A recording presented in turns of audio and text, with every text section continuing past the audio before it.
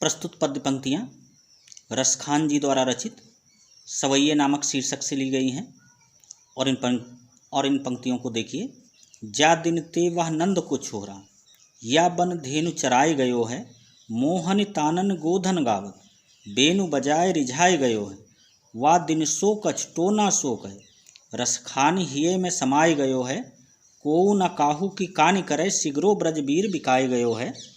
तो इन पंक्तियों में एक गोपी अपनी सखी से कह रही है कि जिस दिन से बाबा नंद का पुत्र अर्थात भगवान श्री कृष्ण गायों को चराकर अपनी बंसी को बजाकर तथा हमें रिझाकर चला गया है, उसी दिन से हमको ऐसा प्रतीत होता है कि जैसे किसी ने हम पर टोना कर दिया हो, अर्थात हम भगवान श्री कृष्ण के ही रंग में रंग गए हैं।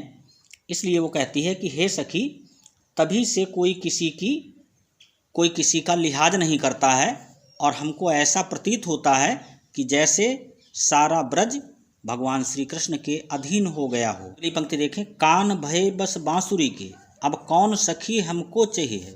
निष्घौष रहाय संग साथ लगी, यह सौतन तापन क्यों सही है।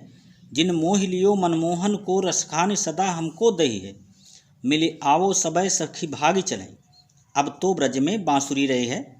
इन पंक्तियों में गोपियाँ बांसुरी से अधिक परेशान हैं भगवान श्री कृष्ण की, और वो बांसुरी उनको अपनी सौतन के जैसी लगती है। इसलिए वो कहती हैं कि अब तो भगवान श्री कृष्ण बांसुरी के अधीन हो गए हैं, अब वो हमारी तरफ ध्यान भी नहीं देते हैं, हमको चाहते भी नहीं हैं, और हमेशा ये बांसुरी भगवान श्री कृष्ण के साथ लगी रहती है। और ऐसा प्रतीत होता है कि जैसे उस बांसुरी ने हमारे श्री कृष्ण जी को मोह लिया हो और उनका हमारे प्रति प्रेम कम कर दिया हो। तो इसलिए वो कहती हैं कि अब हमको यहाँ रहने की कोई आवश्यकता नहीं है, अब तो हमें ब्रज से भाग जाना चाहिए।